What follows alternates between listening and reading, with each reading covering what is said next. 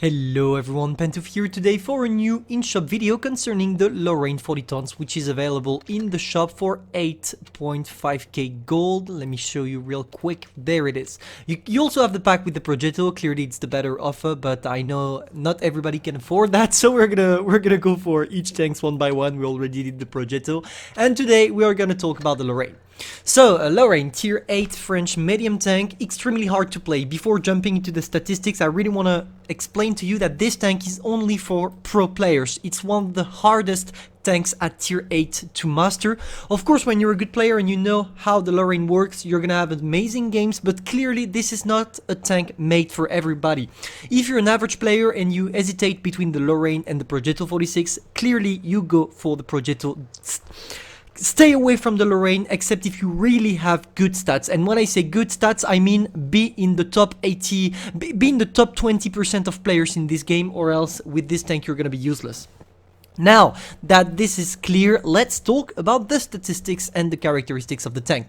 First thing first, no armor. No need to go on armor inspector or anything. Everybody's gonna penetrate you at the front, at the rear, on the sides, and rear. It's extremely weak against HE shells, so really be careful about that with this one. Even if you have still some HPs, I guess the HPs are on this tank are nice, it's clearly not a tank you want to try to bounce shells with, so really be careful. That's why you need to play it sneaky, and to play it sneaky you need skill. Now, concerning the main characteristic, it's gonna be the gun, as always, Frenchy tank, so we have an autoloader, and clearly not the best autoloader. As you can see, the damage per minute is I would say average, but maybe a little bit below average. You have 1.9k average damage per minute. The reload time of the whole magazine is 20.6 seconds. And the main problem I have with the Lorraine is the fact that you have 2.5 seconds between each shells, which means you will unload your whole clip in, wait, let me do the math real quick, in 7.5 seconds. And clearly 7.5 seconds being exposed and shooting is not the best thing. That's why I would rather play the Progetto, because with the auto reloading mechanism you don't have to burst all your clip in like one time, you know. But 4 shells in the magazine, it's nice. It's nice. I'm not gonna complain about that. Also, maybe concerning the gun, a good, really good average penetration concerning the arm piercing, APCRs, everything. There is no problem to penetrate with this. But you have to keep in mind that these values are because I'm actually playing it with the calibrated shells. That's why you have these kind of statistics. But even if you don't play with calibrated shell, you still have some great penetration. So you're not gonna shoot a lot of golds, which is nice, because that's the purpose of a premium tank. You will make more money. Now, the mobility is extremely good. As you can see, tier 9 engine, mobility, traverse speed, everything is great. This tank is all about the mobility. That's why it's extremely important to be a good player to play it, because it all depends on what you're doing. You're gonna be punished for every single mistake you do, because you're not gonna bounce everything. And of course, you need to have a great map knowledge to know where to go with this one, when you have to circle, when you have to flank, when you have to push in. Everything is extremely important with this one. So yeah, clearly not a tank made for everyone. Now, how am I playing mine? As always, the 3 consumables, provisions, sorry, here. And for the equipment, I go for that calibrated shell, because 5% improved crew mastery sucks. I mean, it's useless. I would rather have more penetration. It's gonna be more effective on the battlefield. After, I go for the enhanced gun laying drive, because I don't need shell velocity. I'm already fast enough in terms of velocity. That's why I go for the enhanced gun laying drive. And after, I go for the vertical stabilizer and not the refined gun, but I could play the refined gun as well. I'm going for the vertical stabilizer, but maybe it's even a better option to go for the refined gun, because clearly 3.8 seconds of aiming time, that's useless, because 2.5 seconds between shells, you're not going to be fully aimed before shooting, so maybe the refined gun is better here, so we're going to go for the refined gun. Now, vitality, of course, I don't have armor, so I'm not going to ram. I go for the defense system. Same here, improved assembly to get more HPs than just the 4% hull and turret armor, which is going to be useless. After the toolbox, because this one is useless. Now, specialization, I don't go for the camo because I'm not going to camp, I'm going to be active, so I go for improved optics to be able to spot for my team. After, engine accelerator, because my traverse speed is already good enough not to be forced to put all my skills right there on the ultra average speed. That's why I would rather have some better average speed. That's why I go for this one. And finally, the consumable delivery system, because as you can play adrenaline, I don't see the point of using high-end consumables. You need to make it quick and be able to use them quick. That's why I go for this one. So yeah, that's pretty much how I'm playing the Lorraine. And now let's go for the gameplay, which is one of the best in the Lorraine I've ever seen in my goddamn life.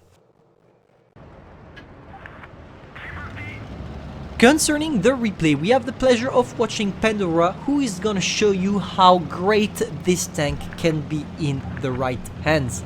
So, as you can see, it's using speed boosters. I'm not using it on my Lorraine, but it can be a good thing to add. Honestly, I think it's a good point because it allows him to take much faster the positions he needs to take. He goes for a very aggressive playstyle. I would have done the same. I would have taken the same exact position, because from here it's not that you control the map, but you can spot pretty much everything, and you have the mobility to turn around and go back if you need to. First one, the T-29, he's trying to get some shots in. 2 shots went in. He's probably gonna try to get some shots once again. He goes for some peekaboo inside scrapping, and he managed to put all his 4 shots straight in them. Great starter of a game here. Now he's just gonna hide, and that's the main problem with the Lorraine, and that's why it's not for everybody. Once you shoot all your shells, you have 20 seconds of reload, and you really need to be careful about that, because if someone pushes you when you are reloading, and that's the main problem with pretty much every auto-loading systems, you are gonna die. Or if not dying, you're gonna lose a lot of HPs. Here it's not a problem for him, because clearly he can kill the T-29 without risking his life. I mean, even if he takes a shot from a T-29, it's not a problem. And yeah, for the moment he's playing extremely good, because with this tank you just need to show yourself in a peekaboo situation, trying to make your opponent miss you by shooting, and once they shot, you can just go straight in and unload the clip. And that's exactly what he did, and that's exactly what you want to do with the Lorraine. That's all you need to do with the Lorraine, despite the fact that you need to be map aware, but that's another subject we already talked about. Now he goes back. He doesn't stay in its position, because he sees that by looking at the map his teammates need him, because it goes not so well for them, because they're losing. They're actually losing the match, and you're gonna see that it's gonna be an impressive comeback for him, thanks to its great skill in Lorraine. He goes for some help. He tries to help that T-44, or no, that was not a T-44, that was Tiger 2, sorry. He tries to help him, but the guy was killed by the VK, but it allows him to just shoot all his shells on the VK, which is a good thing. It's a good thing, because he can unload all his clip without taking a single shot back. And now he's gonna do something extremely interesting. See, most of the players, when they will be fully reloaded, they will go for the VK first. But he decided to go on the Ori. Let me explain what he did here. Maybe some of you are gonna say, he's selfish, he goes for the damage instead of killing the VK, but no, he did the right thing. Why? Because the VK was gonna die anyway from the T-44, because the T-44 will reload before the VK, if, of course, the T-44 doesn't kill him. So he decided to go instead on the Ori to be able to kill someone else, because the Ori had around 800 HP, so if he just put a shot on the VK, killing him, and after goes on the Ori, he would not have been able to destroy the guy. And that's an impressive move, and that's the main difference between an average player and a good player. A good player is capable of anticipating which targets he should kill, rather than just shooting what is in front of him, what is in his sight. Now he's a little bit lucky. I don't know why he went for a shot on the lower plate of the T-2064, knowing it's based armor. He should have gone for the side of the turret, but he already played extremely great for the moment, so it's not a problem. They went from a 1 versus no, not 1 versus 4 to a 3 versus 7 situation to a 3 versus 2, which is quite amazing, knowing that they didn't have really armored tanks that couldn't bounce anything. But it seems like the T-2064 is maybe he lacks a bit of brain, or he has a really bad connection, but it's good for him, because it will allow him to just unleash his clip on the T-2064.